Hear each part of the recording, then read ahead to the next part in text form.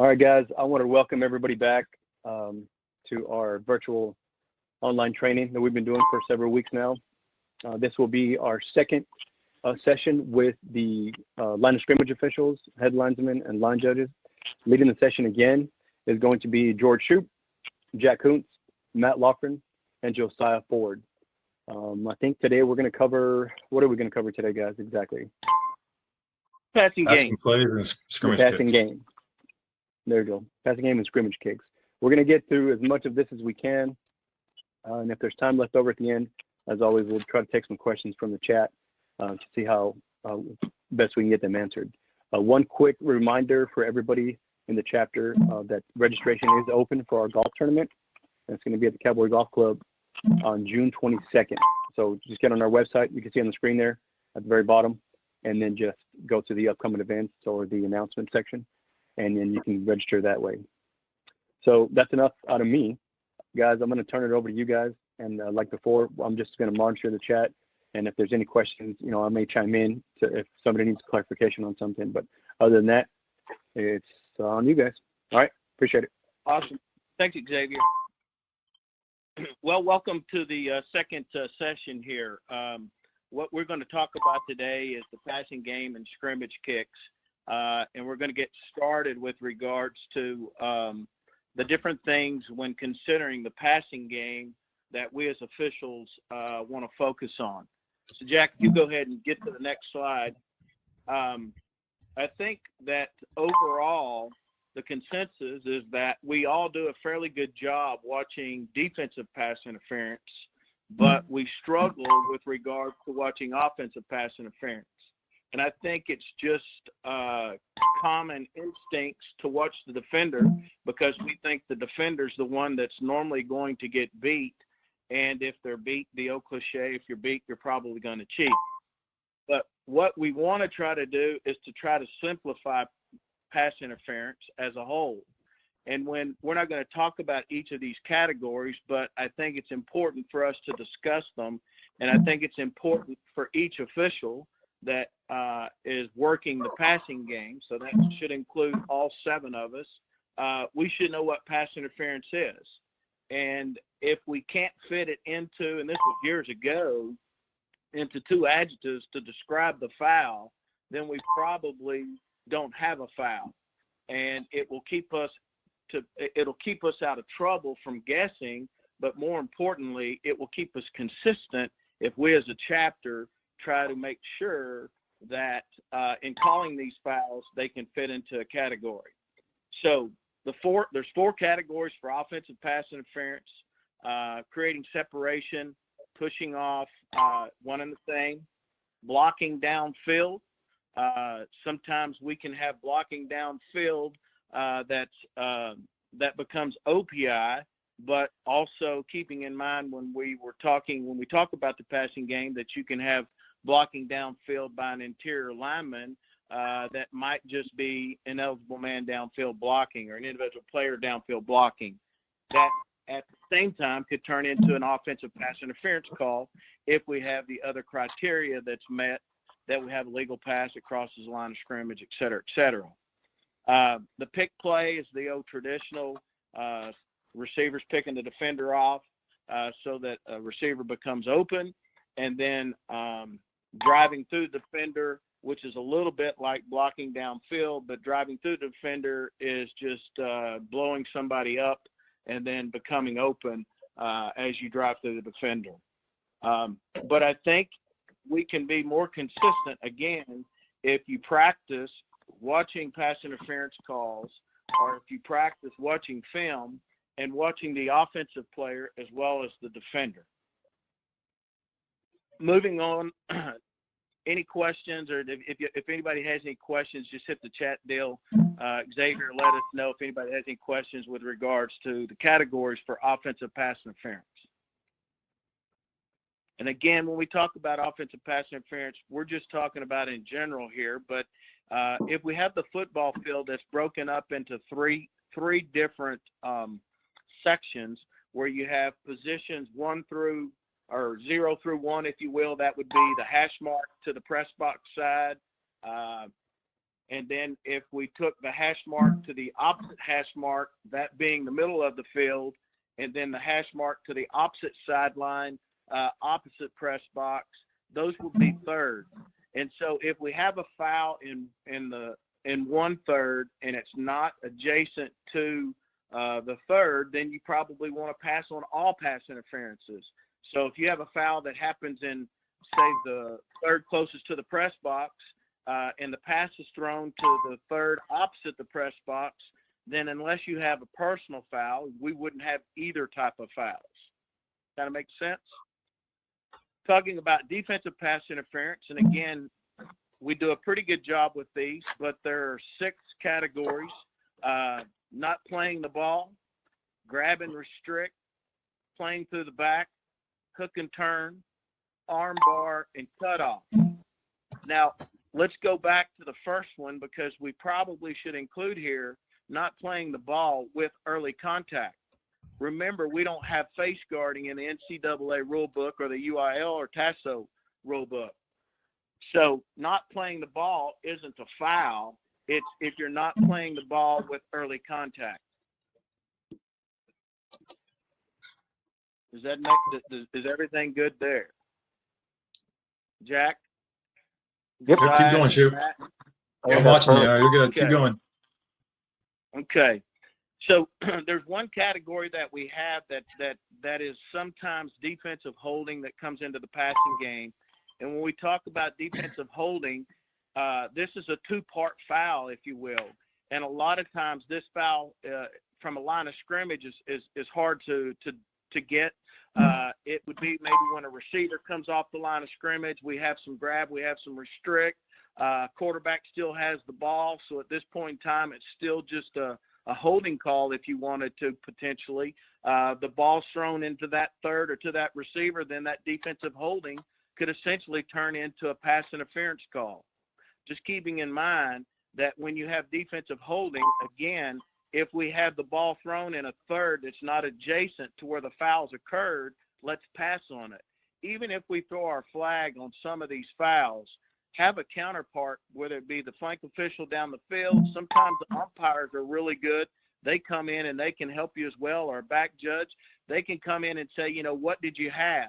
And if you're throwing on someone else's key, of which we will talk here in a minute, then make sure you know everything that happened to that key. Because if somebody throws on your key, you better go to them and ask them, hey, what did you see? I saw the grab, but I didn't see any restrict. And he may say, no, it was his inside arm. And if at that point in time you want to go with it, you can allow him to stay down with the foul. But that conversation, while it seems like eternity, it's really not. It's a matter of seconds, and it might keep you as a crew staying consistent with some of this passing game, which we all know the passing game's so massive out there in this day and time that these are fouls that are pretty punishable when they're committed. So anyway, that's what I have, just talking about the categories of the fouls. But I think, Maddie, if you want to step up now and just let's go through the next phase of the passing game. Yep. So then we're gonna go back into our pre-snap routine, like we talked about last time. Make sure you change right. You're down distance. There's the team trying to do a hurry up. Are they trying to go slow and control? What part of the game is it? Is it right before halftime they need a score? Is it right before the end of the game? Are they trying to get a score? So make sure you're aware of what's going on. This all happens a lot during warm-ups. You can know who their stud receiver is and all that. So just make sure you're aware of what the situational awareness, how far they gotta get, if they're 3rd and 2 or if they're 3rd and 15. There's a big difference of where you need to go. But always move at your own pace. Don't let the teams dictate how you set up, and make sure you're aware of what you're doing before that. And then also there's a lot of pre-snap fouls that are similar to what we talked about previously in the last time we presented. So a lot of that stuff has been aware. Just make sure in these teams that start doing a lot of passing, these tackles may be leaking. So just make sure you're talking with your umpire and your referee to get them to move up if they're not legal during the snap. So it's just something to be talking with them about. So with that, I'll pass it over to Jack. Thank you, Maddie. So as part of your pre-snap routine, you have to be able to determine who your initial key is. So I'm going to cover kind of how you determine who your key is.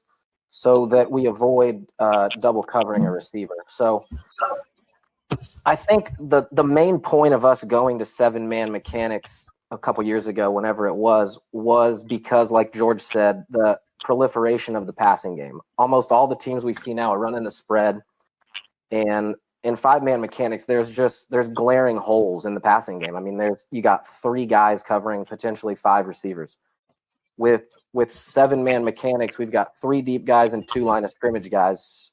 So in theory, we should have coverage on every eligible receiver or eligible player. So it's key that as you're part of your pre-snap routine, you're going to be determining the legality of the formation. You're going to make sure we have no more than 4 players in the backfield. And when you're assessing the legality of the formation, that should take you to your key. And it's got to be done that quick. You got to be able to, in your pre-snap routine, which you've got a couple seconds with up tempo to, is this formation legal? Who's my key? So you got to practice that. You got to watch film and watch film and watch film and get great at understanding formations, who the eligible receivers are, who your keys are, and who everyone else's keys are, so that we're not double covering a player and then leaving another receiver uncovered. So it's key that you know your eligibles. And then how do we determine who your key is? So it's going to be based on the strength of the formation. So what does that mean? The strength or the strong side of the formation is going to be, it's going to be based on the number of eligible receivers that are outside the tackle box. And we'll number those receivers. And so the way we number receivers is from the sideline in. So the receiver closest to the sideline will be number 1. The second one in will be number 2, and so on. And so you got to quickly assess what's the strong side of the formation. If we don't have a strong side, if we're balanced, then the strength is going to be to the line judge's side. And that's critical for the back judge to know. Because initially, the general keys are this. The field judge and side judge is pretty simple. They have the widest receiver on their side of the field. So we'll call that number 1. The closest receiver to the sideline is going to be your field judge and side judge. Now, the back judge, the general rule is he'll take the number 2 receiver on the strong side. However, So there's Jack, a tell us what the caveat. strong side is. Yep. So the strong side, like I said, it's based on eligible receivers outside the tackle box. So I'll show you a play here in a second where if you've got, number 1 from the sideline, number 2. So if you have 2 receivers outside the tackle box on one side and 1 on the other, the strong side is going to be the side with 2 receivers outside the tackle box. And they'll be numbered from the sideline. And so the back judge will generally take the number 2 receiver on the strong side, unless we have trips. If we have trips, the back judge will go to the number 3 receiver. So if you have trips, you're going to have 3 receivers outside the tackle box. The back judge will take number 3, and the line of scrimmage official will switch to number 2. And I know that's a lot and it's hard to visualize. So I've got a bunch of examples here that we'll walk through and we'll kind of cover the numbering, the strong side, and so on. But with keys, it's important to know once you identify your key, you need to know whether or not your key is pressed. We'll see what that looks like here in a second, what we mean by pressed, because that'll determine how quickly you need to get to that key and how quick there's going to be a threat there. So here's our first example. And in all of our examples, the line judge will be at the top and the head linesman is going to be down here at the bottom.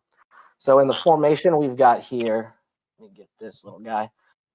In this formation here, we've got 2 receivers at the top outside the tackle box. So from the sideline, we've got number 1, number 2, and down here we've got 1. So our strong side is going to be to the line judge's side. So now you know that general rule, the back judge goes to the number 2 on the line judge side. Field judge, side judge have number 1, and that leaves the line judge and the head linesman with the backs in the backfield. We've now got all 5 eligible receivers covered. Everyone's accounted for. There's no double coverage with this. So that's the simple formation. Strong side, back judge goes to number 2. And here's an example now of a balanced formation. We got double doubles. So you see, we've got 1 from the sideline, 2, 1, 2. So now it's critical the back judge and the line, it's critical the line judge knows where he is too, and that the back judge knows where he is, because the back judge is going to the line judge's side when we're balanced, which means the line judge is going to be with the back here. And that's critical because if the back judge isn't aware where the line judge is and he goes to the H's side, we're now going to have 2 sets of eyes here and none here. So it's crucial that we're able to quickly identify the strength, know where the back judge is, and know where we are. So in this double doubles, the head linesman is going to take the number 2 receiver on the weak side because the back judge is going to the strong side, which is the line judge side, in a balanced formation. Are we clear on all of that so far? Yeah, keep going, Jack. Yep. And then trips. So the general rule is the back judge has the number 2 to the strong side, unless we're in trips, and the back judge will transition to number 3, and the line of scrimmage official will take number 2. So here we go from the sideline. We got the number 1 receiver here, number 2 receiver here, number 3, and just 1 at the top. So we know the S and the F have the number 1.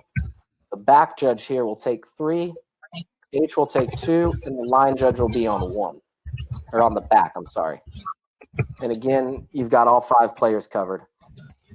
And I mentioned earlier, knowing whether or not your key's pressed. And this play gives you a pretty good example where you've got, if you're the head linesman, you've got the number 2 receiver down here at the bottom. Your receiver's not pressed. What we mean by pressed is what's going on down here at the bottom. The number 1 receiver, this defender's in press coverage. He's right up against him. There's a threat of action at the snap. So the side judge is going to be locked in on that action right at the snap. And it would be similar if your player was on the line and the defender was right up on him. But in this case, if you don't have a pressed key, that gives you time to help elsewhere. You can read the play, help on the tackle, because your key's not going to be threatened for 5 yards down the field. So you don't have to transition as quickly as you would if he was in press coverage like this. So that's another thing to assess when you're determining who your key is.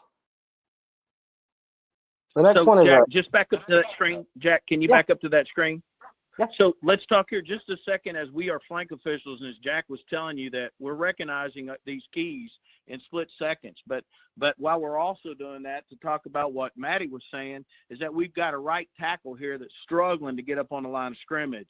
So we start thinking about this right tackle. Is he on or is he not on? Is he on or is he not on? And by that time, we're like, oh, gosh, we had trips. We had 3. Who was impressed? Who did we have? So deal with this guy early and often, but just forget him. Once you've made the decision of whatever he is on or off, then forget him and go to your receiver just as quickly as you can. So. Yep. And I think the same thing applies to receivers, that if you're having trouble with the receiver that's, all up on the line blocking your view of the ball, it's okay to shift downfield a little so you can see, all your keys on this side of the field, because you're responsible down here from the ball out. You've got tackle and these 3 guys. So get in a position where you can see everybody and you can get through your pre-snap routine and you're not spending all your time worried about where these 2 guys are lined up. Make your decision and then officiate the play. So quads and bunch formations, I'm doing these together because quads is not something you see often, but the mechanics manual does cover it, and it says that it's similar to trips, where the back judge will be on the strong side and he'll have number 3, but he's also technically responsible for number 4. So in this case, the back judge would have 3 and 4, line judge would have 2, and the field judge would have 1. But the point I want to make here is not how to handle quads. It's how you handle bunched formations or stacking. And so what do we mean by stacking is when you're going to have a receiver directly behind another receiver. This is more of a bunched formation where they are aligned closely. So you got 4 eligible receivers aligned really tight here. And so how we treat this is rather than having everyone assigned a specific receiver, we're going to let them declare before you determine who your key is. And so what do we mean by let them declare? We're going to determine your key once the ball is snapped and these receivers start to run a route. So if the number 1 runs a drag route and the other 3 go deep, the line judge is going to stay with the guy right here in his zone. So you're essentially going to let the play develop and officiate your zone. You're going to go to zone coverage much quicker rather than locking in on your key. So these three officials, while they are technically assigned a player, they're going to let the play develop and officiate the player that comes into their area. And that applies to bunched and stacked formations. So don't get too locked in on your key in these situations. Be ready to switch and adjust based on how these players run their routes. And the last thing I wanted to talk about is when your keys switch pre-snap and how you determine who your key is. So in this play, we're gonna focus on this guy, and he'll end up going in motion, which will change who our initial keys are. But I also wanted to cover in a point that the mechanics manual makes very clear is that our goal is to avoid double coverage with the back judge. So when you have a player like this, that's what I would consider pretty tight. Is he inside the tackle box or is he not? How are you going to determine how many eligibles you have outside the tackle box? If you make him an eligible receiver outside the tackle box, we now have a balanced formation. 1-2, 1-2, and the back judge would be over here. But if you make him a back, now the strength is over here because we have 1-2 and only 1. So if you have any questions or concerns about what this player is, you need to communicate with your back judge. And that's something you want to do ideally if you're on a crew in the preseason, in pre-games, so we avoid a double coverage situation here or no coverage here. So make that determination with your back judge as soon as you can. And to me, he's a back. He's inside the tackle box. Make him a back. The strength is over here. So our initial coverage in this play would be the back judge to the strong side, 1-2, 1 up here. The line judge and head linesman have the backs.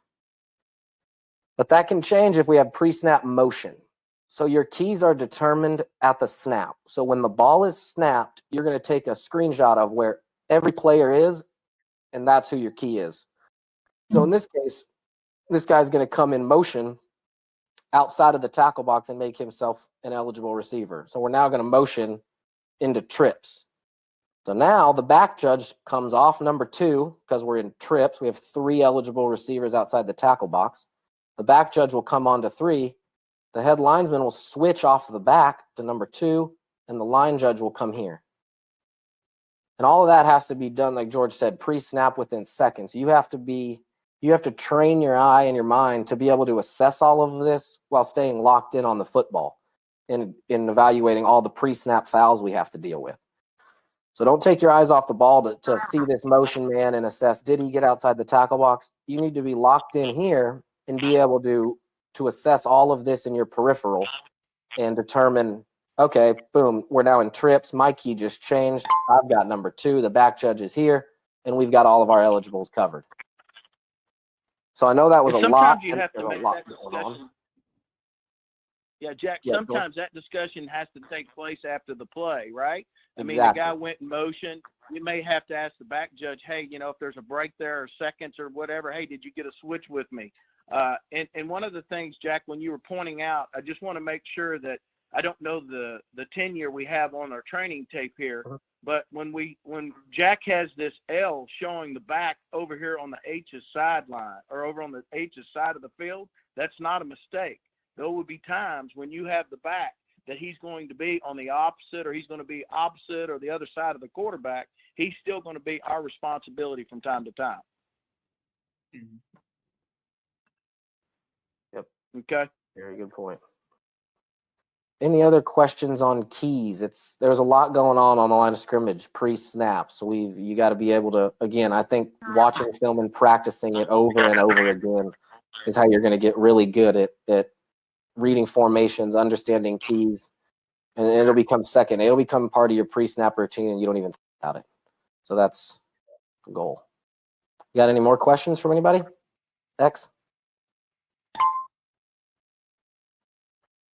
If not, we'll get into the plays now. After all we've done, we're now going to have a snap and talk about during the play. So I'll let Josiah take it from here. All right. Well, like you guys see here, we got on the slides here, passing plays. We're talking about during the play.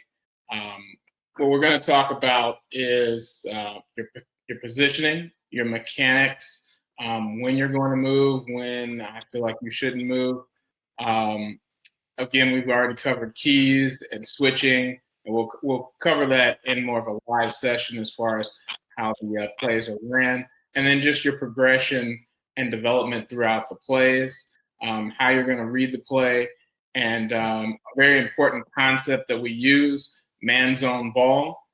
Sometimes we don't use it in that order. Sometimes we just go man to ball, but we will at least start off with our initial key, which is the man.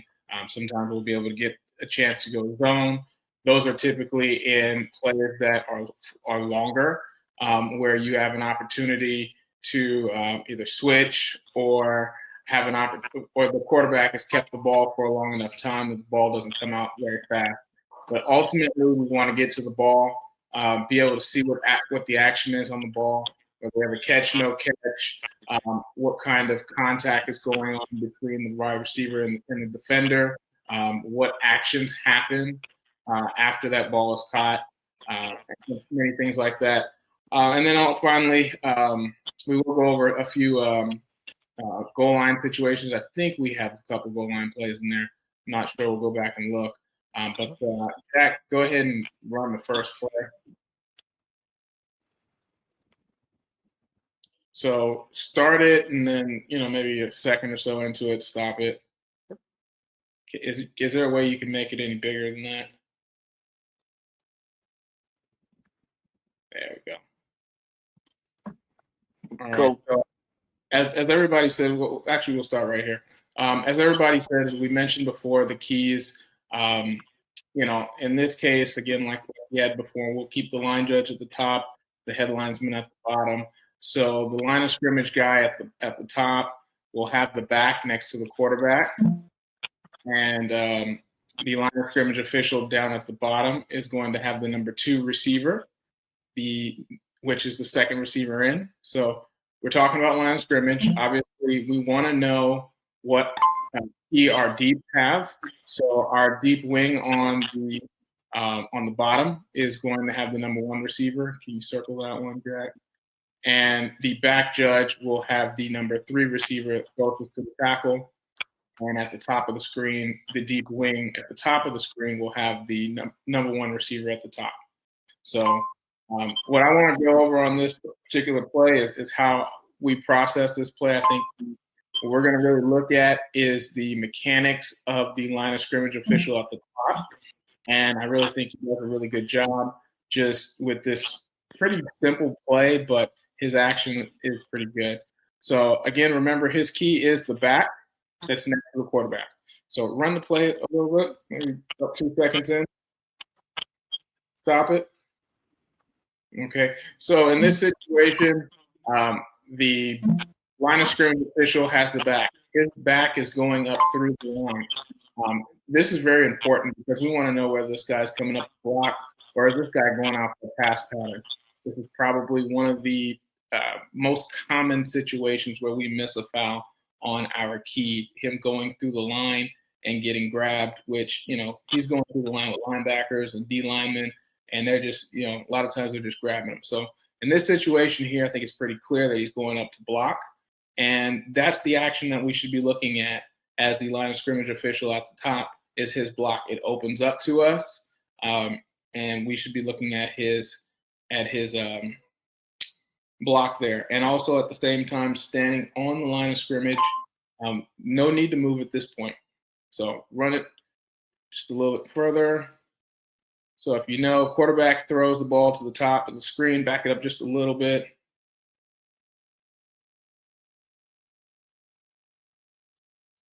All right, quarterback throws the ball to the top of the screen.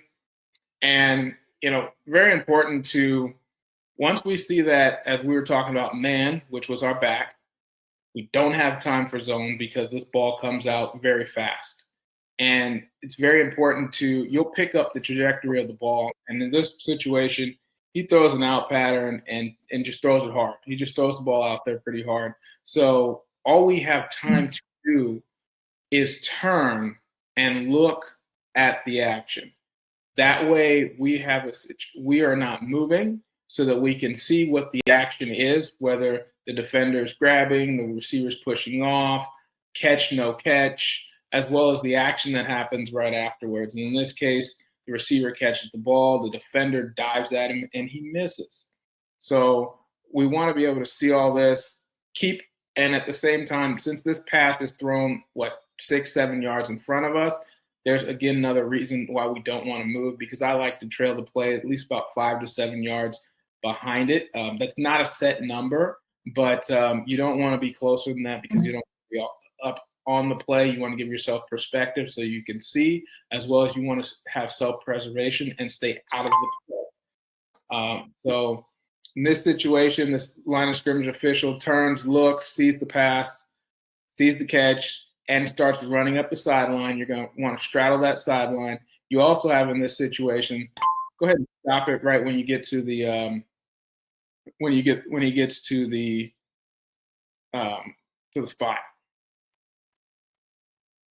So running up the sideline, straddling it, making sure that the receiver doesn't step out of bounds. I'm pretty aware of whether the receiver is going to step out of the bounds if he's within those tick marks. Outside of that, in this situation, he ran back into the field of play for a moment there. At that point, I'm not as worried about him running out of bounds. So sideline's important. You want to make sure that he does, if he steps out, you get the spot.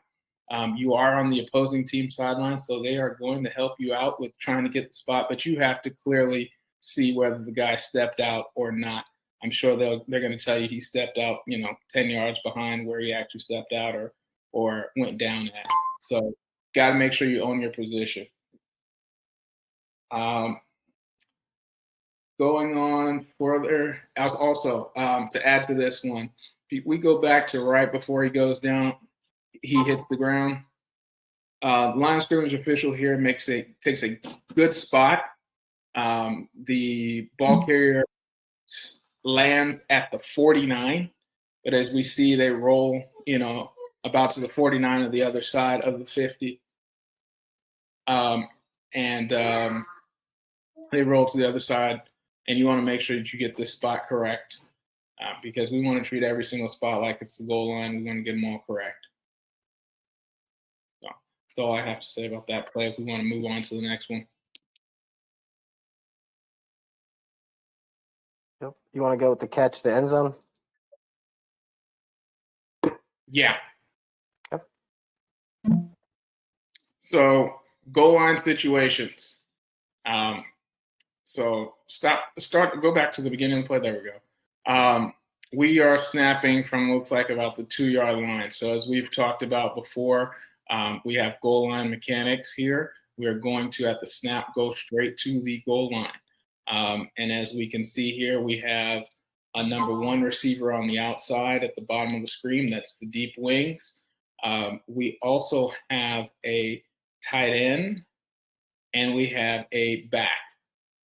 That back and that tight end, I'm going to treat them as a bunch. I'm going to let them declare, and I'm going to pick them up pretty quickly as to who comes to my side. Because we are close to the goal line, we want to make sure that we don't have, because closer to the goal line, we've got quick plays that happen. We have players that are grabbing because there's very little space. You only got 10 yards in the end zone plus the 2 yards outside on the field of play in this situation. So there's very little room here. So run the play. Yep. We want to demonstrate here is the opportunity to help your deep official.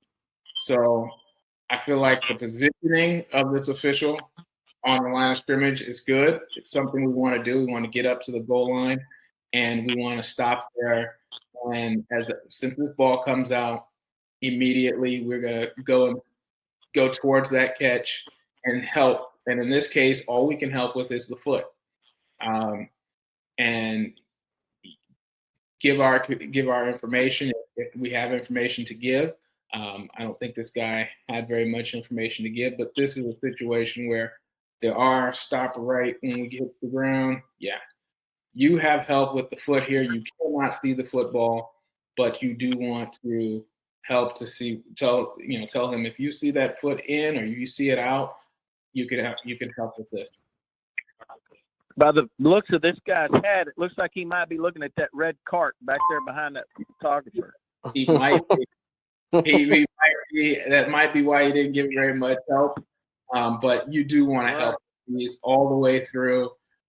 Between, when I say all the way through, I mean that whole 10 yards of the end zone there. You can have an opinion on the sideline here.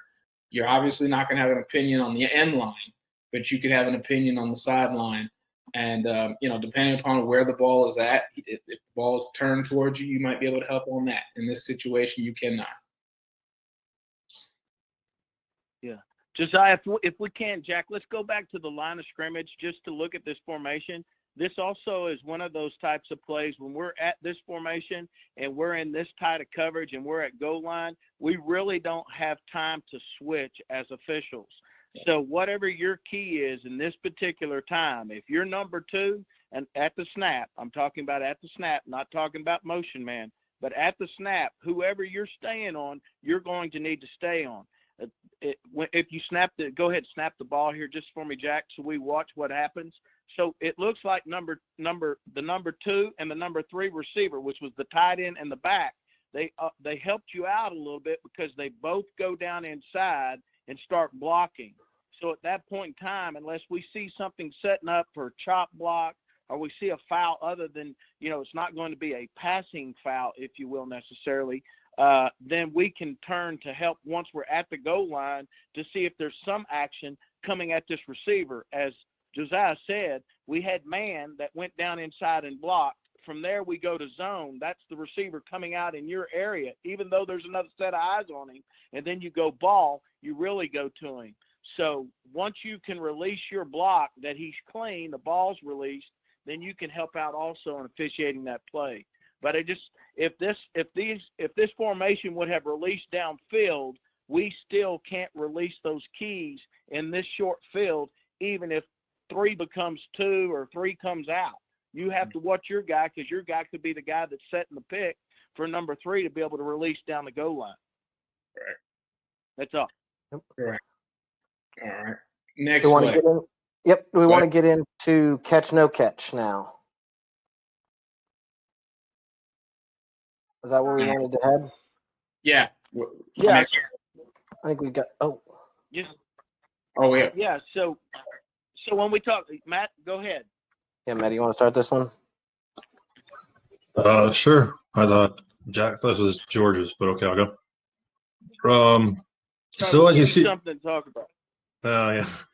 So now remember, when we were working plays, we're not going ball foot because it doesn't matter if they catch the ball if you don't have a foot down. So you make sure you have your foot down, and they have to have the foot down in bounds before you even got to worry about the ball, because there's no good feet. If they're already out of bounds, it doesn't matter if you have a catch or not. So make sure when you're going through your process of catch, no catch, make sure you're watching, especially on the sidelines, whether that foot was in bounds or out of bounds. And as we know, if he's already out of bounds player before he touches that ball, either you need to have a hat off or he's going to be an incomplete pass. So he's got either got to reestablish himself back in bounds or you're going to have a hat off signaling that you got an out of bounds player.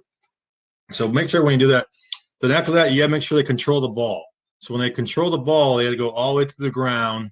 And does he complete the process of the catch? So if you put it in the middle of the field and jumps up and grabs the ball, does he control it before he comes back down to complete the process of the catch?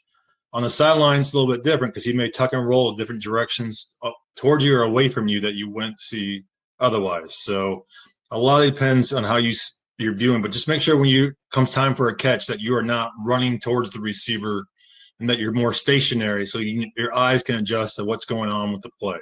When you're moving, your eyes will be bouncing. May give you some not some good evidence of what you want for the view. So yeah, then after that, Maddie, I think that's a great point that you're making here. So just so that we know, make a practice of this, that if you're going to move when the ball or when the play is still taking place. Once the ball's been thrown, try to practice to stop in your tracks and officiate at that point in time. If you're still moving while the ball's in the air, unless you've got that long pass that you're trying to cover, but anything that's near the sideline, you need to be setting still so that you can make a ruling. And then once you make a ruling, you can go to the spot, you can kill the clock, you can let your side judge or your field judge come to you. You can discuss whether or not he's in or out, whether you have a bobble, whether you don't, whether you have a catch.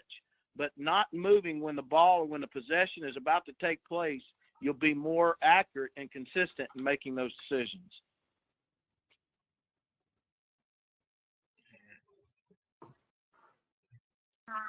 George, here we go. We got it.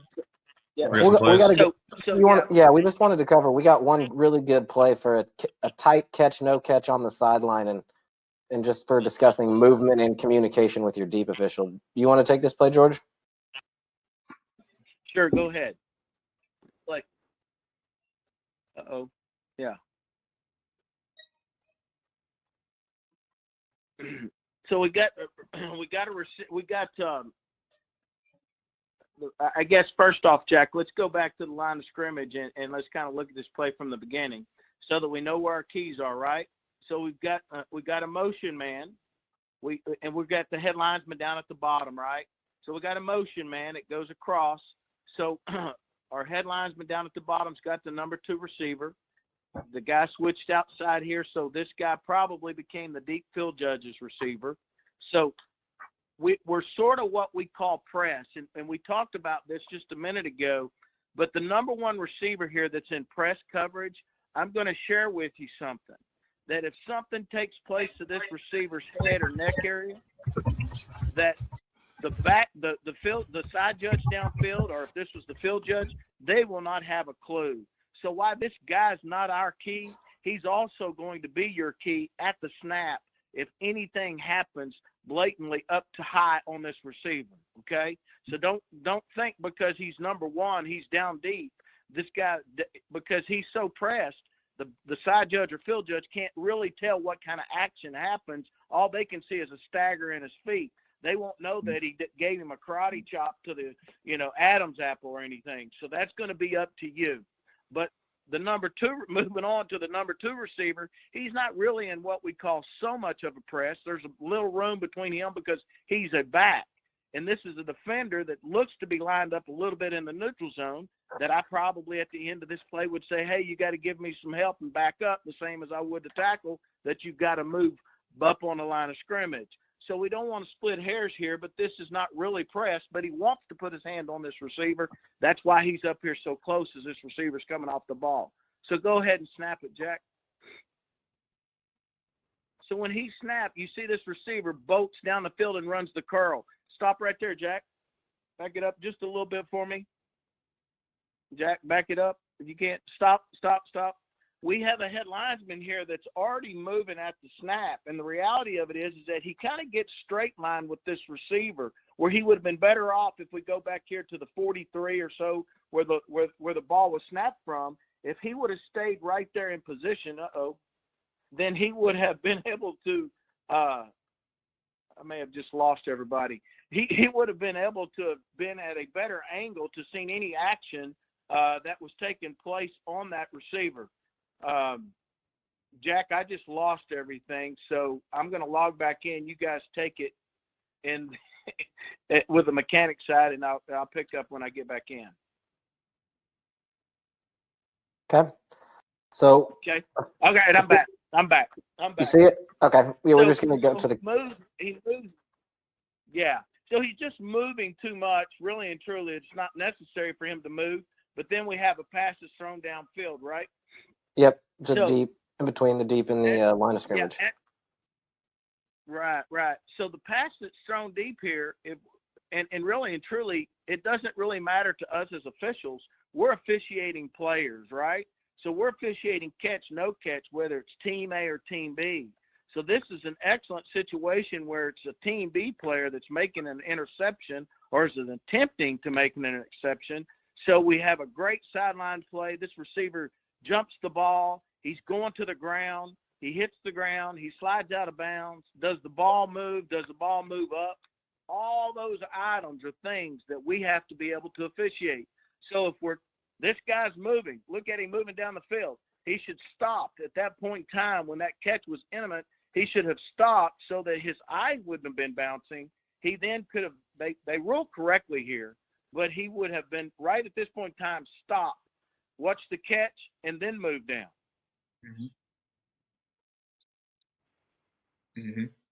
So we got a player that hits in bounds, slides out of bounds. The ball comes up over the shoulder.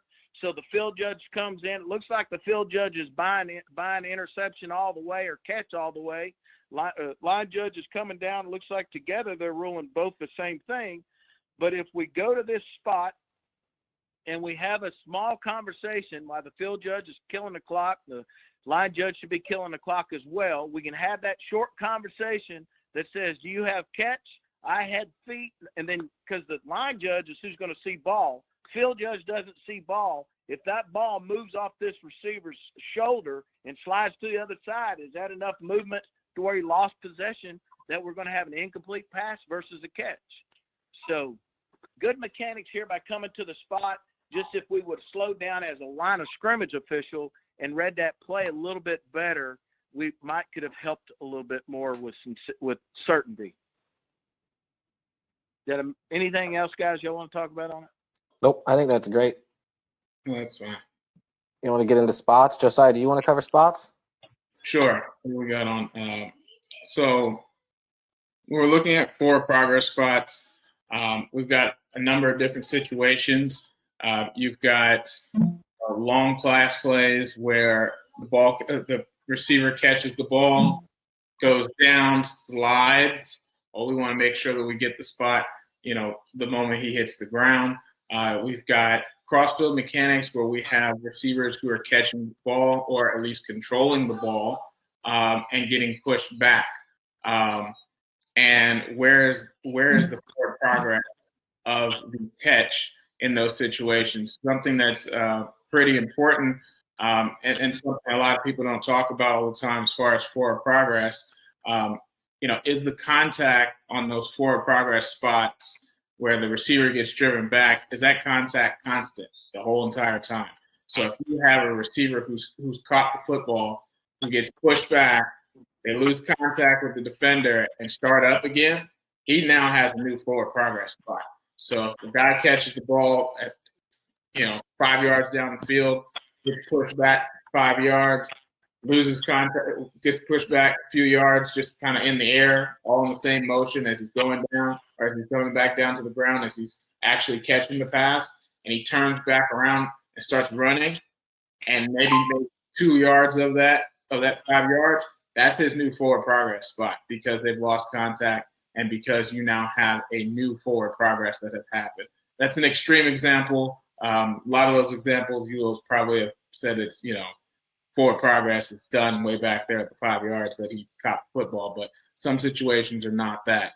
And so we wanted to go into also there's other situations on spots where the pass is so far down the field that your deep wing can get the spot for you. And I think we have one of those plays on one of these here. Yep, we got a cross field spot first and then a deep. We have a crossfield spot first as well. So in this situation here, again, line of scrimmage official at the top. They have the back that's next to the quarterback. Your deep wing has the wide receiver that's next to you. And down at the bottom of the screen, the number 1 receiver is the deep wings. And the number 2 receiver, which is the second one from the bottom, is the head linesman at the bottom. And the back that's outside, actually, that in this situation, he is a receiver key. He is outside the tackle box. That is the back judge's key. So run the play. Stop the play about right now. Okay. So this is a situation where you were able to go man zone ball. So you had a man. The line of scrimmage officials at the bottom, his key is up the field. In the middle of the field at about the 40-yard line next to the bulldog, he can release that to the back judge with the headlines we were talking about at the bottom of the screen and go into more of a zone coverage, which would be across the belt here. And really, I like to look in rings. Basically, if you take the red player that's at about the 50 and you take a ring all the way around him, that area around him is about where I'm going to look at for zone.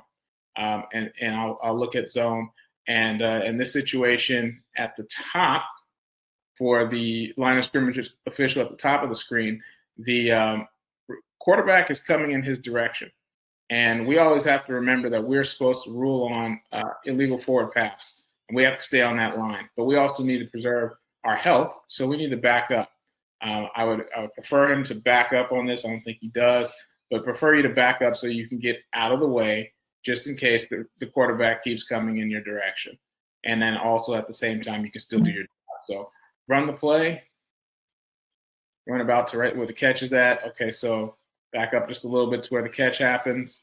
Back up just a little bit more, right there. So the catch happens on, looks like the 43-yard line on the other side of the 50 at the top of the screen.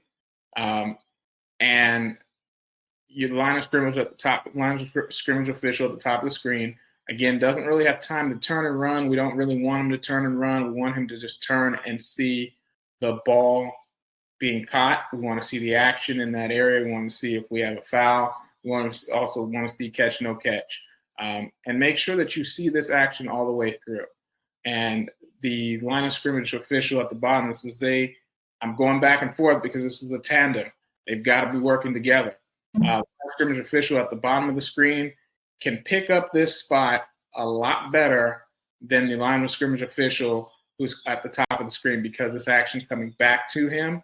He has more perspective to see how far forward down the field was the ball caught. So he needs to help you on this one.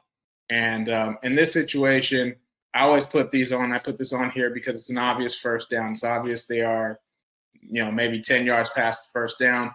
I also want you to think about, as you're coming down, if you're the line of scrimmage official on the top, to make sure that you make the right signal. Because a lot of times when we think forward progress spot, you have guys winding the clock. Well, in this situation, the rule book does say that if there's a first down, the officials will stop the clock. It's an obvious first down if he catches this football. After you rule that he's caught the football, you can come up with kill the clock, and your co-official on the other side of the field will come up to the spot and come out onto the field, show a presence. And once that action has ended, as the line of scrimmage official on the top can actually come out and look for his co-official to see what spot he has and take that spot, put the ball down, and that's our spot. So I went back and forth because there's a lot of things that you want both guys to be doing. And this is your partner's help from the other side. These are spots that are, in a lot of cases, important because you have these spots a lot of times when it's a first down situation where the ball has been caught very close to the line of the game. And we want to make sure we give the players all the forward progress that they earned. That's perfect, Josiah. And we've got another one that I'll show really quick. That's another great example of forward progress where an official is going to trust his other official at the top of the screen to get the spot for him, and he's not going to get in a hurry.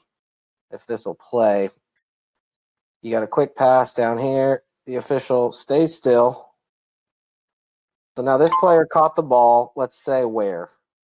Call it the 33 or 34. Oh, we're going in. Yes. Going the other way. Catch the ball at the 26 initially. Yep, and then he's hit and driven back. The contact occurred in bounds.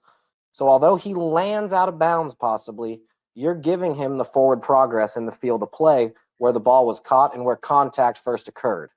So this is an example where we're going to want to wind the clock, take your time, officiate the dead ball action in front of you, let the player toss you the ball, and let your co-official at the top get the spot. And watch how well he does. Winds it, takes his time, gets the ball, and trusts that his guy at the top, his partner, is going to help him with that cross-field spot while he officiates this action right here. You got two players on the ground. He does a great job of winding the clock, giving that forward progress, and taking his time. Be slow and trust that your partner is going to be there with the spot. One thing that's a good point, Jack. One thing I want to add to the point. Yeah. is on this spot, you really want to look at the action on the ball carrier at this point. I mean, I had a play like this last year where my receiver just like this, and I'm up there worried about winding the clock, and he gets dumped on his head, and I saw the last half of it. And, so you want to make sure you finish. You want to make sure you watch the players. Make sure the play is over before you, try to look pretty and wind the clock and get up there. Yep. One other point here, guys, to make too. Josiah, I was going to make that point as well. If you watch this official's head, he's looking across field, which Right. he's trying to tell his tandem on the other side. He's trying to tell him, hey, I got him in bounds, because as he's winding that clock, what's he trying to say? Help me with the forward progress, because I've got players in my way that I'm not going to be able to get downfield on, right? This is a perfect read as a co-official. As you look across the field, if you see your counterpart winding the clock and pausing, then you go ahead. He's asking you to go ahead and help him with the spot. It would the only other thing, which this is a good mechanic, but just recognizing the cross-field mechanic that he's telling you as the line judge, hey, I'm going to use your spot, so go ahead and get there. I'm going to slow play this. Now, had he looked down and officiated the dead ball, separated colors, then picked the ball up, put it on the spot, it would have worked out fine. But still a pretty good job here. All right. We got one more play, just a deep pass play I think we wanted to cover, Josiah, when you can use some help from your deeps on a really long pass play. Yeah, so on this particular play, I think the play though shows that, exactly what you need to see as far as the deep official getting the spot for the short flank. Because if you look, the ball carrier is down at about the 15-yard line, and the short flank is maybe at the 50, and the deep flank is about 5 yards from it. There's no need for him to, wait for you to run all the rest of that length to come get the spot when he clearly can see it. He can clearly pick it up. Also at the same time, coaches want to know where the spot's at. They might just look up really quick just to see what do we have, and they don't know the difference between the H or the S. They just see an official coming out, getting a spot, and now they can figure out what is it that they want to call for the next play. They can see, we're on the 15-yard line. All right, this is the play I'm going to run. And, our physical presence is the spot. So, and they will pick up on that. Perfect. Anything else we want to cover? The only other thing that we didn't cover, Jack, did we, Yep. I'd like to cover about a play, and it doesn't matter if you'll put a pass play on there that just shows a little bit about how players, the opposite official sometimes might be the person who gets to see the hit that's called targeting. So we don't want everybody watching the ball being caught. It probably could be a back judge, it could be a downfield official, it could be ourselves, that a player that's catching the football deep or whatever. Watch as soon as the ball's thrown and you see that the ball's going to be covered by other officials, or potentially be the catch, no catch is going to be covered by other officials. Look at players around and watch the guy who's looking for that's carrying the brick. There's potentially somebody out there that's going to fire into somebody, and whether or not this guy, like if this guy's catching the ball at the 45-yard line, there's two players standing right here near him that could very easily be the guy that's going to make the hit, that's going to be the targeting hit or the personal foul hit. So we don't all have to watch the catch, but we want to be officiating the second phase after the ball is being caught. All right. Good. Everybody understand what we're talking about? Like right there. Yeah, because this play, we put this in slow motion, so this happens a lot faster than this. An official told me a while back, you got to catch in the middle of the field. You're not worried about feet ball like you are on the sideline. So in this situation, you may want to just go hands head, where you see the catch, and then you go straight to the head, because you've got the screaming missile players coming from all kinds of directions. And you'll be able to see what kind of hit then happens. And in this case, we don't have a targeting. We have the defender get his head out of the way, hits the receiver on the shoulder. But we want to make sure that we see that action quickly and not be surprised where we're like, oh, shoot, I think there was a hit to the head. We want to know for sure. Right. And Right. that, in the process, yeah, in this particular catch, we also have the player going to the ground, or do we call him going to the ground? He does possess the ball. He turns, takes a step upfield, and then bam, he's getting hit. And again, this in real speed is a lot more difficult than us slowing this down. I mean, we slow it down, it's like, yeah, everybody's good, and he catches the football. But in real speed out there, all this collision's taking place, and the ball comes out.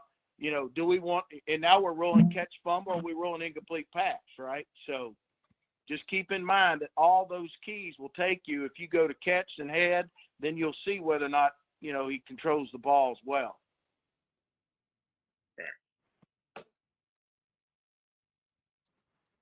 Okay. Want to move on to punts? I guess that – and I guess when we talk dead about ball. after the play, that's sort of what we were talking about here a second ago, is that after the play, let's just make sure that we separate colors. The pass play sometimes is a little bit longer downfield. There's that chit-chat and that, you know, rooster fighting, if you will, as they walk back up the field or run or jog back up the field. Just make sure that it's not as necessary that you get the football back in as quickly as it would be in a run play, etc. Let's separate colors first in the pass play, and then also make sure that all that dead ball stuff is taken care of as well. Okay, I guess we've talked a little bit after the play. So Yeah, I think kicks. I think one thing too that we can touch on is ball mechanics on passing plays. And I know a lot of times in high school we don't always have ball boys on both sides of the field. So a lot of times it comes down to do the best with what you have. But when you have incomplete passes, the mechanics will tell you that the ball is going to come in from the short flank on the side of the field that the incomplete pass occurred on. So again, like George said, if you've got an incomplete pass to your side, you know, and you're the covering official, give that incomplete pass signal, hold it, dead ball officiate, clear the threats, then turn and get a football and relay it in. You see way too many times where guys will wipe out a pass incomplete, boom, turn around and have a ball in, and there's still players on the ground and there's still potential threats there. So I think the point we wanted to make was, yeah, again, don't get in a hurry to get a football and show that you know the mechanics. Dead ball officiate, let the action clear, then get a ball in. All right, George, you want to take over some scrimmage kicks?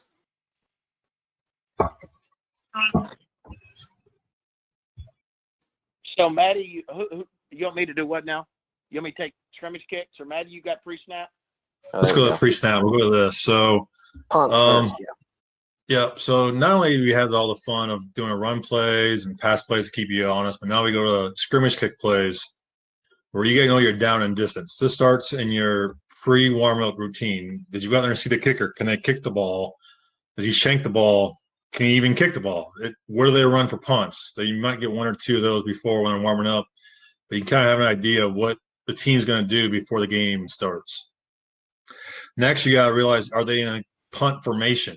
Are they have their guys deep enough? As they have a number and exception, you know, because on punts, right, you don't have to wear the number 5 guys with the numbers in the middle. They have any number in there. So you got to make sure you're aware of who your eligible are on your side. So on this one, like the H needs to know who's on the end line and who's eligible. So if something happens, you know who they can throw the ball to is eligible to catch a pass. Also, you need to know what's the down and distance. Is it 4th and 2? Is it late in the game? Are they, you know, can they punt it? Do they really need to punt it? Or are they going to think they might fake it? Are you going to be ready for that? Either way, when the foot hits the ball, you got to be aware that that clock's going to stop no matter what. So just be aware that every time the foot hits the ball, the clock's going to stop.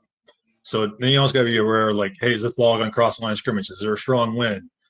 So you have all that stuff on top of, you know, does the ball cross the line of scrimmage? All that stuff you got to go through your head. Why when the times come for punt play. So it's not just as simple as, line up like a normal down. There's other stuff that you got to put in your head for your pre-snap routines outside of down and distance and all that. So, and fourth down fumble rule on top of that. So make sure you're aware of all those rules as well as on these scrimmage kicks. So that will go into kick plays.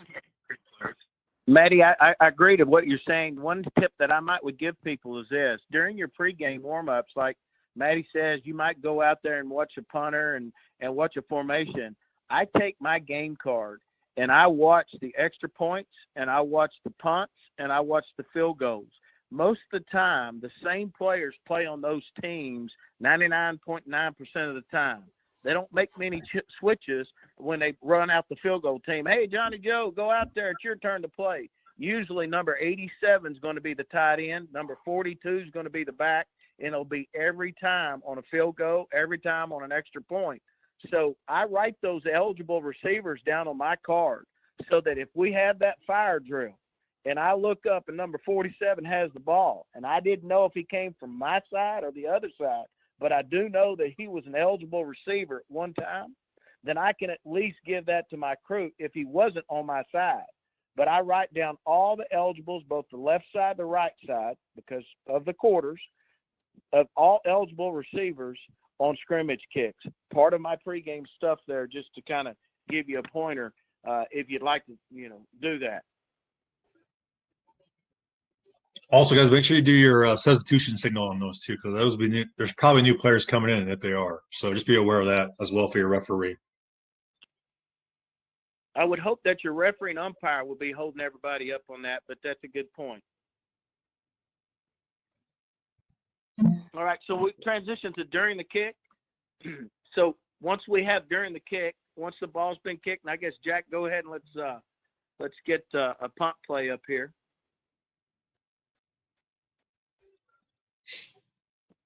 Yeah, so there's a couple of things on this punt play that's pretty interesting, and it really, because it's a big screen, we're going to get everything here. So we really and truly have a big wide formation, and I'm not for sure we have 5 guys on the line of scrimmage or 13 or 5 guys or 6 guys in the backfield. But we're going to assume these guys from the guard, tackle, and the tight end on the left side of the line of scrimmage are up on the line of scrimmage. We got the one guy that's standing just in front of the 5-yard line. We'll assume he's the back. But so we've got a legal formation first and foremost. These are where we have warnings, and if it's egregious, I'll tell you this: don't warn on a punt play, flagging, and then he'll get up the next time. So just flagging the very first time in a punt play that this guy that's standing at about the 6-yard line, this player that's supposedly the tight end on this side or the unbalanced side, yeah, that guy right there, I would flag. You have him, Jack? You circle him or whatever? Mm-hmm. The other side, the left side, that guy right there would get a flag for an illegal formation on a punt play. Part of the reason why is that if you don't understand, this is a tight formation. They're standing at the goal line. So he wants to get back as far as he possibly can so he can get leverage to block this guy that's coming in to block the punt. So the further back he is, the better positioning he has on this defensive end trying to get in. So this is an advantage this is egregious advantage that I would flag. Now, if we're at the 50-yard line, I would tell this guy, hey, you got to move up a little bit. But just make that ruling, and when you do, you go on to the next phase of the scrimmage kick. So go ahead and run the play here a little bit. So what we're looking for as a line of scrimmage is that we're looking for the second phase that's going down the field. So these wideouts are going to be your rocket guys that fly down the field. So as they fly down the field, we're going to make sure they release off the line of scrimmage without being fouled. And then once they do, they become the deep guys' receivers. They're the deep guys' responsibility, and we move into the inside blocking. So once that takes place, I always wait till I hear foot hit the ball. So I'll be watching down the line of scrimmage, and once I hear foot hit the ball, then I try to find the ball to make sure it's crossing the line of scrimmage. Once I see and I get the trajectory that the ball's going down the field and is going downfield, then I'm going to move down at a pretty hustling point about 10 or 12 yards based on how I feel that punt's taking place. So in this particular guy, he really kicks a pretty good punt. So I would have moved down a good 10 yards or so, and I would have sat still watching that second wave of players that were going down on the punt team. So the second wave clears. After I see all the blocks clear, we got this 40 at about the 42-yard line or so, 43. We've got players potentially there. We got the player here on this side where the air at the hash mark that looks like potential block in the backs. Those types of plays are fouls. But then once we see this guy start to clear, the receivers start to clear, now we use our reverse mechanics, and we have responsibility of the goal line, not the forward progress. The deep flank on your sideline will work forward progress as you do 99% of the time, or better yet, 98% of the time, because we have it for 98 yards. So in this particular case, we transition, go ahead and hit play. It looks like all our blocks come clean. This guy breaks out. He's reversed fields, the side of the field. He's going all the way to the goal line. So we've got the, I guess this would be an umpire. Umpires in TASO go to the offensive side of the ball, right? Correct. Correct. So this would be your umpire that would box in the goal line with the flank official. So this mechanically, this play was worked pretty well with this crew. They cover everything exactly like you'd like to see it covered. He gets downfield. He pauses about the 20-yard line. Both of them are sitting at the 20. They're waiting for the action to come at them, and then they retreat and get back to the goal line. Any comments or any questions? Or Jack, anybody wants to allude to what we talk about? We talk about the different phases. Phase 1 being the rocket guys. Phase 2 are the next steamers, and then phase 3 or any of that. We're all in pretty good shape. I think so. I do. I'll cover it quickly just to discuss some. We don't want to get into too much of penalty enforcement or specific fouls, but some common fouls you're going to see on punts. So as George said, the phase 1 guys are usually your gunners. The gunners snap, they're gone. We're holding the line, assessing if the kick crossed the neutral zone. At that point, then we're officiating that second wave of players in the interior. And so the common fouls you're going to have there are holding. At the snap, you could have a hold by either team. You could have a hold by the offense holding a defensive player trying to block the kick. But then at the same time, as soon as that ball's kicked, now you've switched offense and defense, and you could have a hold by the receiving team trying to prevent a kicking team player from getting downfield. So it is critical on kick plays that you identify who is the kicking team and who is the receiving team. Because I think kick plays are the most common plays where we will mistakenly put a foul on the wrong team. We'll correctly call holding, and then we'll call it on the kicking team when the receiving team player was the one that held. And it's critical that we don't do that, because that's a huge swing in yardage, potential first down, whatever it may be. So we've got to identify our kicking and receiving teams right away, so we know what fouls we're evaluating and who's holding who. Defensive holding, you could have the pull and shoot where a receiving team player holds or pulls an offensive player and allows another player to get through and block the kick. That's something your umpire is more likely to see, most likely, but it can happen on the edge where they'll grab that last lineman, pull him out of the way so the guy can get off the edge and block the kick. And then our usuals, be alert, blocking the backs, blindside blocks, look for guys carrying the bricks, going against the stream, and then blocking below the waist. Blocking below the waist is never allowed on kick plays. If you have a kick play, foot to ball, there is no blocking below the waist by anybody. The other critical aspect of kick plays is determining when the foul occurred. So not only do you have to evaluate the fouls and make sure you've got the foul on the correct team, but you have to know when the foul occurred. And what I mean by that is, did it occur prior to the kick? Did it occur during the kick?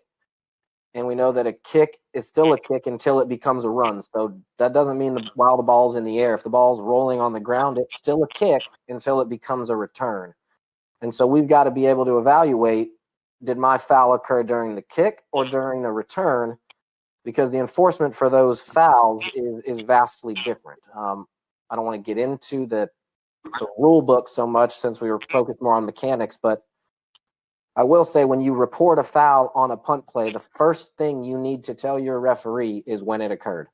If you have a foul and you go to report it to your referee, the first thing you need to say is during the kick, holding return team number 5, or during the return, holding return team number 5, because that'll alert your referee right away to what's going on. If he hears during the kick, everyone's mind can start thinking, okay, post scrimmage kick potential, is B going to next snap the ball, and all the things that go into post scrimmage kick enforcement. Or if it's during the return, you've got a 3-and-1 enforcement.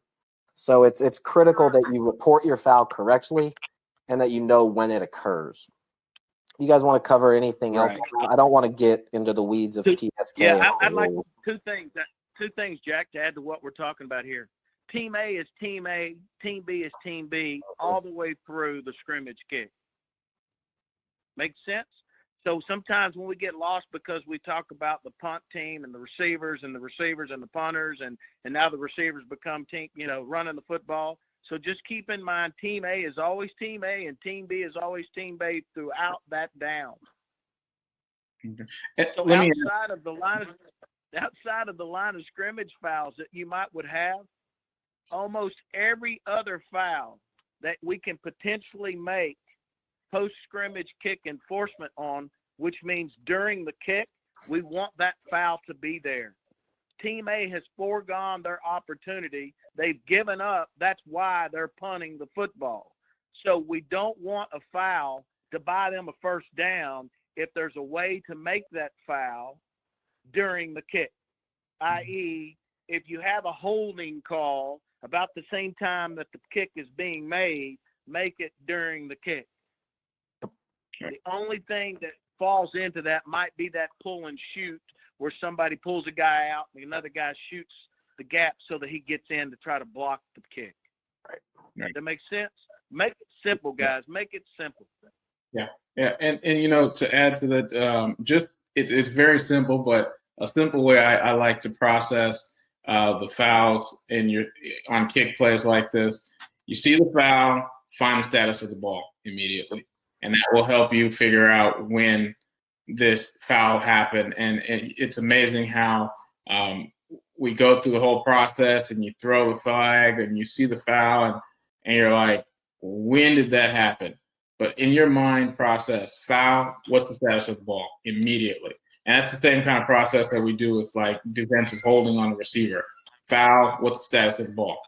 And then also, especially on punt plays, change of possessions, I would definitely come to my R and slow things down, because when the change of possession happens, he's really in a situation where he has very little information as to what happened on the play. He's probably looking at a quarterback on a pass that's going to think intercepted, and he has no idea what happened, or a punt that goes 30, 40 yards down the field. So come to him and slow down so that you can slow that process down. Jack, I think that's probably, all that we'd really want to cover. Let's leave a few minutes here for any kind of questions, Xavier, or if there's anything that someone would have. I think everything that you guys have been, everything that they've been asking in the chat, we've been answering. So I think we're still pretty good.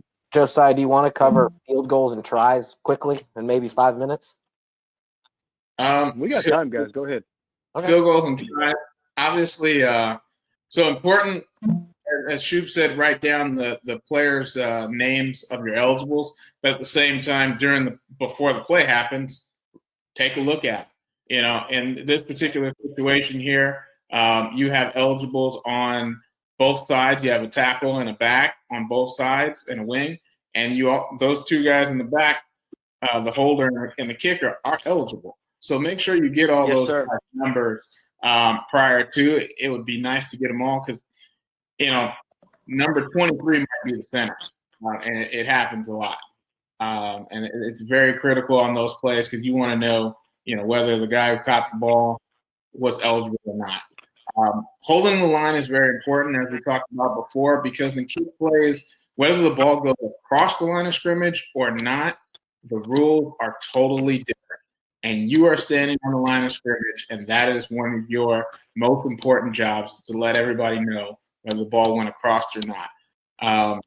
And so unsuccessful kicks, we've all seen some of those plays on long kicks where when I say kicks, I'm talking about scrimmage kicks or field goal, where the defense actually returns the kick. And so normally what we want to do is, once that ball's away and we know the kick is good, we want to come onto the field, because like we said, these special teams guys play, a couple downs a game, and they're going to be pushing and shoving and doing extra stuff, or it's probably because they're out there because one of the teams scored and they're trying to rub it in the other guy's face. So you're going to have a little bit extra action. So you want to come in and make presence. But on the long kicks, you want to make sure those kicks are over before you get out there on the field, because you might have a return and you're out there in the middle of the field and the ball's coming the other direction. You're in the middle of the play. So make sure before you come off that sideline, make sure you know the play is over, and hustle in there so that you can help, at minimum, give a presence to the players. And then also, if need be, get in there and get those guys separated.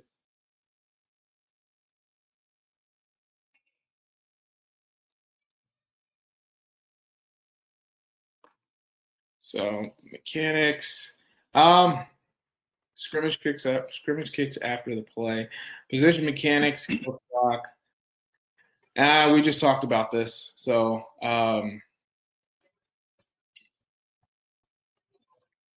we got anything else? We can run a play. I know we got extra plays. Yep, we got a blocked field goal if you want to walk through the mechanics on a field goal. Just keeping in mind that what we do, though, right? I mean, let's eliminate that a kick that crosses the line of scrimmage while it's a kick, can never be advanced by Team A. Right. And never be advanced by Team A.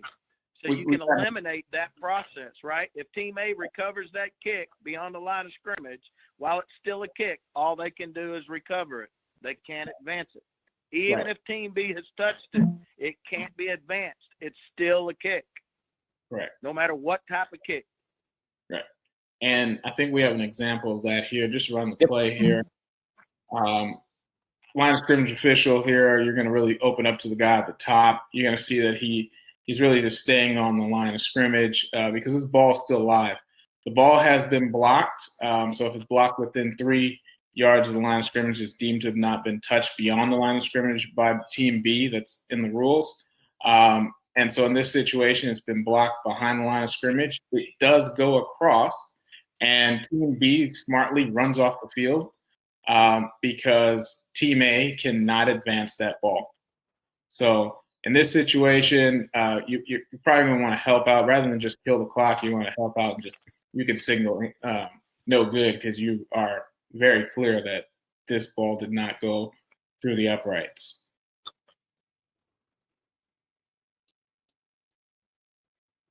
Be the crew saver in a situation like this and know where the ball's next to be put in play. Unsuccessful field goal, right? Correct. Kicked inside the 20. So in this situation, stop right there. We see the guy on the top of the screen. I think he has number 92 and number 90 on his side. I think that's 92. As eligibles, they are eligible based off their number and their position. Right. So that's important as we go back to the rule book. You might have like number 90 there as number 56. I don't care, because he's not eligible by a number. And I want to know that later on in case this does break down and they do throw the football to him. So you want to put those things down again on your cards and make sure you know that. Yeah. The only thing to keep in mind, Josiah, when we talk about that is that if you're writing down an ineligible number remember 56 or any number other than 50 through 79 will never be eligible because they're not eligible by number. Doesn't matter where they line up. So you can scratch that one off. They line up as a tight end or they don't, and 56 ends up with a pass in the end zone, we got a problem, right? Right. He can't be a back and then go out for a pass. Still can't, he's not eligible to catch a pass by number. So Right. just try to simplify that process when you're out there on the football field, knowing where your issues or your concerns or your problems could be, and that being those eligible numbers that are unusual for you. The 90s that you just talked about, we don't see a lot of 90s. But anything other than 50 through 79 would be eligible by number as long as they're eligible by position.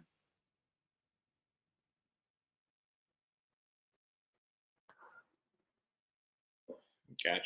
X, I think that takes us to 8 o'clock. If you got any questions from the chat, I think we can answer those now, or that's it. Yeah, I think, like I said, we try to answer everybody's questions during the course of the presentation. So I don't think there's any, unless somebody has something right now that they want to type in real quick, that we can get to it. Other than that, guys, George, Jack, Josiah, Matt, you guys did a great job once again. We really appreciate it. Guys, remember, even if you're watching this right now, I'll go back and rewatch it if you have time. Sometimes we miss some stuff, or sometimes you weren't paying attention, and then you come back and they went past it. Go back and watch it, guys. That's why we're doing this. I know a lot of people can't watch it live, but even if you do, go back and watch it. It's only going to help you get better. So, guys, thanks a lot again. Good job on the diagrams. I think people were asking about that, and then we put them on there right afterwards. So the diagrams are good. The video was excellent when you guys went through it and explained, the progression of the play and all the mechanics and stuff. So, guys, I really appreciate it. You guys, what you've been doing for us and the chapter. So next week, we are going to move on to the second session of the deep officials, back judge, side judge, and field judge. So, guys, once again, thank you very much, and then we'll see everybody next week. See you guys. All right, adios.